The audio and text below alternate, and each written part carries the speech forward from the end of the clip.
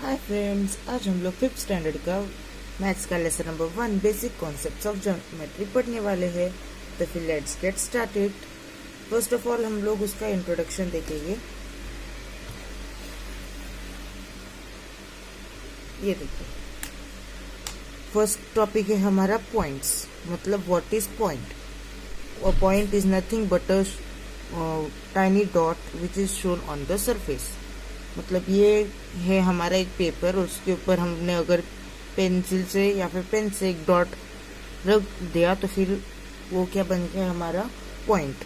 हम लोग इसे अलग अलग अल्फाबेट से नेमिंग दे सकते हैं, पर वो कैपिटल होना चाहिए। जैसे कि ये है मेरा पेपर और उसके ऊपर मैंने ये पॉइंट डाला, तो फिर इसको हम लोग कुछ भी नेम दे सकते। मैंने ए डाल दिया, पर उसी के जगह पे इसी पॉइंट को मैंने अगर ऐसे नेम दिया तो फिर ये टोटली रॉन्ग हो जाएगा। ये हमें नहीं करना है, यही हमें करना है। ओके, तो फिर हम लोग हमेशा कैपिटल लेटर से ही नेमिंग देंगे। तो फिर पॉइंट की डेफिनेशन क्या देखी थी हमने? A point is a tiny dot which is made on a surface using pen or pencil। Next है हमारा लाइन एंड लाइन सेगमेंट। ये देखिए, अभी ये हो गई हमारी लाइन। ओके, मतलब इस यहाँ पे दोनों साइड मैंने एरो क्यों लगाया है? क्योंकि ये आगे भी बढ़ सकती है। फॉर एग्जाम्पल, मेरे पास एक ग्राउंड है या फिर एक फील्ड है, ओके, और उसके ऊपर मैंने एक बड़ी सी लाइन बनाई। अभी अगर मेरे को इसी को पेपर के ऊपर शो करना है कि ये मेरा ऐसा फील्ड है जो कि कुछ इस शेप का है और उसकी ये लेंथ इतनी है, तो मैं दोनों साइड एरो शो करूंगा, क्योंकि हमें पता नहीं कि ये आगे और कितना जाएगा। इसलिए लाइन बनाते वक्त हम लोग दोनों साइड एरो यूज करते हैं और उनको ऐसे अल्फाबेट से नेम देते हैं। और वही लाइन सेगमेंट मतलब होता है टुकड़ा, मतलब लाइन का एक टुकड़ा। अगर मैं यहाँ पे ही पॉइंट पी ले लूं तो फिर हमारा ए और पी क्या बन जाएगा? हमारा सेगमेंट या फिर लाइन सेगमेंट। तो हम लोग इसको कैसे लिख सकते हैं? सेगमेंट का शॉर्ट फॉर्म ऐसे लिखते हैं हम लोग, सेग ए पी या फिर सेग P B.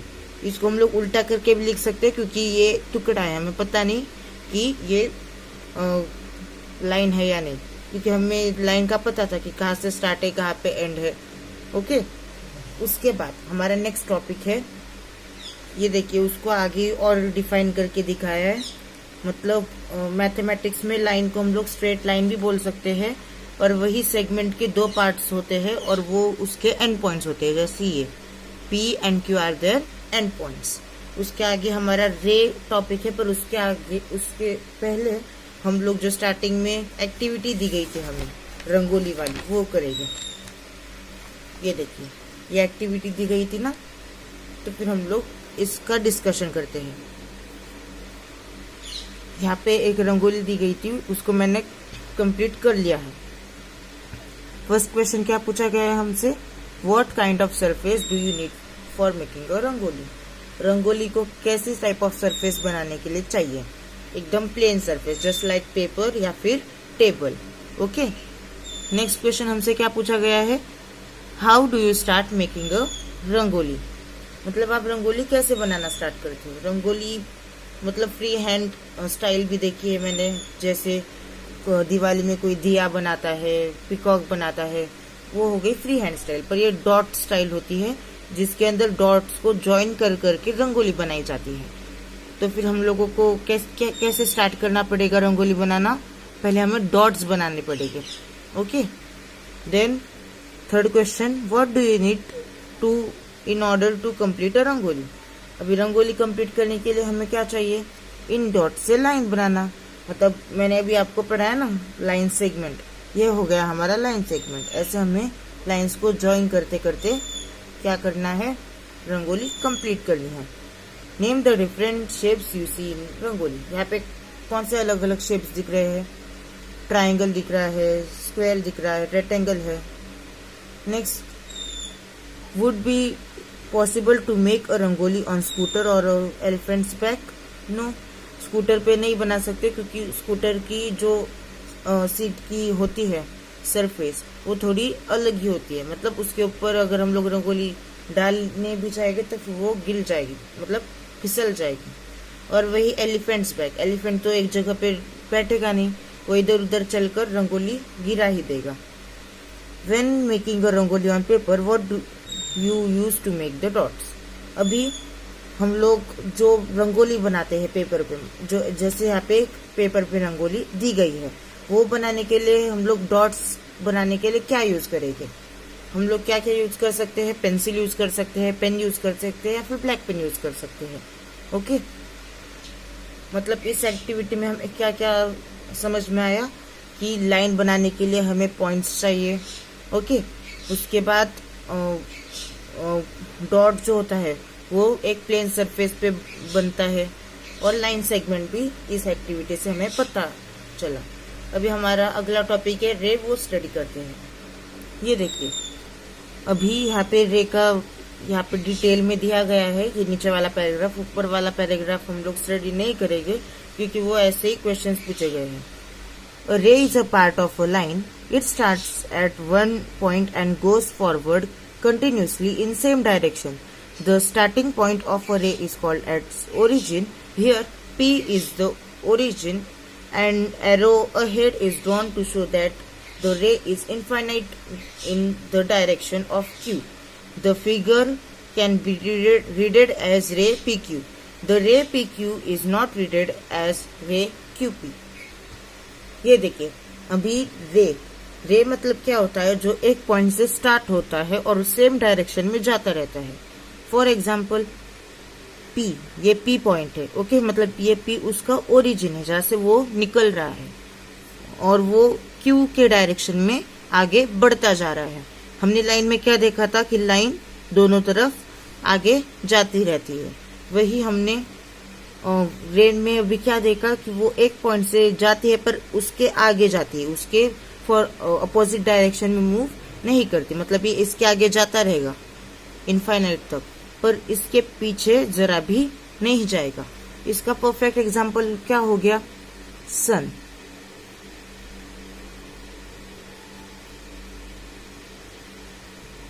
Okay, for example ये सन है और ये एक हाउस है।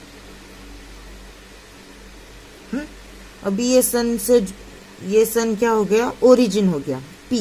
ओके, सन क्या हो गया, ओरिजिन पी। उसके बाद वो ये जो लाइन है रे, सन की लाइट है वो क्या हो गई, रे हो गई, जो मेरे घर तक आ रही है। ये तो फिर ये क्या हो गया, क्यू, और ये आगे बढ़ते ही जा रहा है ग्राउंड तक। मतलब ये बन गया ना हमारा रे पी क्यू।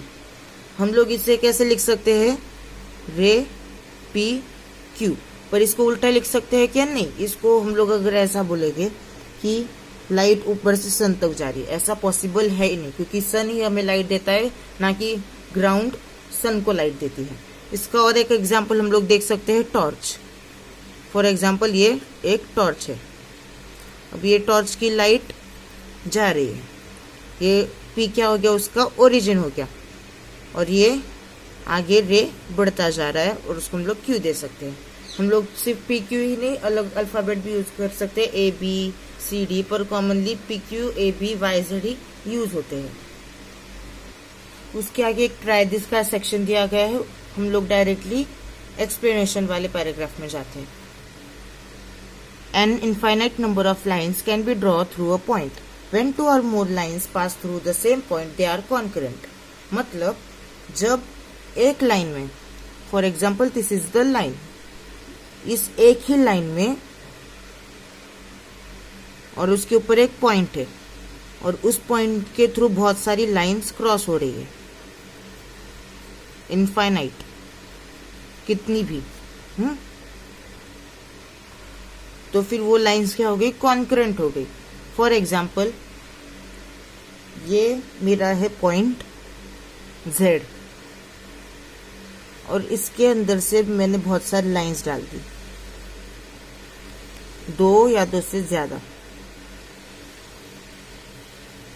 और उनको भी अलग अलग नेम दे दिया। समझ लो ये A B C D E F, ऐसे कितने भी नेम्स मैंने दे दिए। तो फिर ये उसके आगे भी देते हैं GH। अभी ये हमारी लाइन AH क्या हो गई, कॉन्करेंट लाइन हो गई। क्या हो गई, कॉन्करेंट लाइन। वही जिस लाइन में मतलब जिस पॉइंट से बहुत सारी लाइंस गुजरती है तो फिर वो क्या हो जाता है, हमारा पॉइंट ऑफ कॉन्करेंस। जैसे पॉइंट Z में से गुजरी है तो फिर इसके अंदर कॉन्करेंट लाइंस कौन सी हो गई, लाइन AH, और point of concurrence point Z। अभी नेक्स्ट पेज पे भी ऐसा ही कुछ दिया गया है, जैसे one and only one line can be drawn through any 2 distant point which 3 or more points which lies on the single straight line, then they are said to be collinear points. Points which do not lie on the same line, they are non-collinear points. मैंने सिर्फ important line से read की है, आपको चाहे तो आप पूरा रीड कर सकते हो। अभी इस डेफिनेशन के हिसाब से हमें क्या बताया गया है, जब एक लाइन के नीचे से ज्यादा पॉइंट्स जाते हैं, जैसे this is the line AB और इनके बीच में से हाँ ADCB, एक ही लाइन में से ये 4 पॉइंट्स गए हैं, मतलब ये पॉइंट्स क्या हो गए, हमारे कोलिनियर पॉइंट्स हो गए। वही जब सेम लाइन पे पॉइंट्स नहीं आ पाते, जैसे ये TRS, अभी एक ही लाइन के अंदर ये तीनों पॉइंट्स नहीं आ रहे, मतलब ये नॉन कोलिनियर पॉइंट्स हो गए। There are 9 points in this figure, name them. Name अभी हमने थोड़े दे दिए, 2 ही बचे, उनको भी नेम दे देते हैं। If you can choose only 2 points, how many lines can pass through the pair. सिर्फ 2 पॉइंट्स यूज करेंगे तो फिर एक ही लाइन बन पाएगी, यानी 2 पॉइंट से सिर्फ हम लोग एक ही लाइन ड्रॉ कर सकते हैं, इससे हमें पता चलता है। और आगे का मैंने आपको बता ही दिया है। नेक्स्ट हमारा टॉपिक प्लेन्स। तो फिर प्लेन का यहाँ पे क्या डेफिनेशन दिया गया है, in mathematics flat surface is called as plane. मतलब ये बुक हो गई एक फ्लैट सरफेस, मतलब ये क्या हो गया हमारा plane. The name of the plane in the picture is H. Even though we draw a suitably small figure on the plane, though it actually extends figure on all the sides, arrows are shown to show that the plane extends infinitely in all directions. However, these arrows are often omitted for the sake of convenience. मतलब यहाँ पे side के figure में हमें एक plane दिया गया है, मतलब एक रेक्टेंगल दिया गया है, हम लोग इसको एक टेबल समझ सकते हैं। अभी ये टेबल को हम लोग H नेम दे दिया, और ये टेबल इतना सही तो नहीं होगा, मेरे एक उंगली के भी जितना नहीं है, इतना सही तो नहीं होगा ये टेबल। इसके आगे भी बढ़ेगा, ये साइड से भी बढ़ेगा, इसलिए ये साइड से एरो दिया है, ये साइड से भी बढ़ेगा, इसलिए ये साइड से भी एरो दिया है, ऐसे और बाकी के 2 साइड से भी एरोस दिए गए हैं, मतलब दिखाने के लिए कि वो चारों साइड से बढ़ रहे हैं, इसलिए यहाँ पे हमने एरो शो किया है। उसके आगे हमारा क्या टॉपिक है, पैरेलल लाइंस। इसका बहुत इजी डेफिनेशन है, जब 2 लाइंस एक दूसरे को क्रॉस नहीं करती, मतलब हम लोग इसको कितना भी आगे खींच ले वो एक दूसरे को इंटरसेक्ट नहीं करेगी। आप आपके बुक के लाइंस को देख लो, ये आगे जाती जा रही है, जाती ही जा रही है, पर एक दूसरे को इंटरसेक्ट नहीं कर रही। ये लाइन ऐसे आकर ऐसे नहीं जा रही, ऐसे आकर ऐसे नहीं जा रही, स्ट्रेट अपने अपना जाते जा रही है। तो फिर ये हो गई हमारी पैरेलल लाइंस। और वही ये लाइन और ये लाइन, सॉरी ये लाइन और ये लाइन, इनको अगर हम लोग आगे और बढ़ाते जाएंगे तो फिर एक पॉइंट पे जाकर वो एक दूसरे को क्रॉस कर लेगी, इंटरसेक्ट कर लेगी। मतलब पैरेलल लाइंस एक प्लेन के ऊपर, ये प्लेन है हमारा, फॉर एग्जाम्पल ये हमारा प्लेन है और उसके ऊपर की जो लाइंस है एक दूसरे को अगर वो क्रॉस नहीं करती, मतलब वो हो गई पैरेलल लाइंस। और वही अगर प्लेन के ऊपर दो लाइन एक दूसरे को इंटरसेक्ट कर लेती है तो वो हो गई हमारी इंटरसेक्टिंग लाइंस। अभी उसी के नेक्स्ट पेज पे हमें क्या दिया गया है, कौन सी पैरेलल लाइन है और कौन सी इंटरसेक्टिंग लाइन है वो हमें लिखना है। तो फिर ये इंटरसेक्टिंग लाइन है क्योंकि वो एक दूसरे को क्रॉस कर रही है। ये पैरेलल लाइन है क्योंकि हम लोग इसको कितना भी आगे लेकर जाए तो फिर वो एक दूसरे को इंटरसेक्ट नहीं करेगी। ये है हमारी इंटरसेक्टिंग लाइन, इसको अगर हम लोग आगे बढ़ाते जाएंगे तो फिर एक पॉइंट पर वो यहाँ पे इंटरसेक्ट कर रही है। उसके बाद हमारा है प्रैक्टिस सेट 1 जो कि हम लोग नेक्स्ट लेक्चर में सॉल्व करेंगे। Till then stay tune, bye.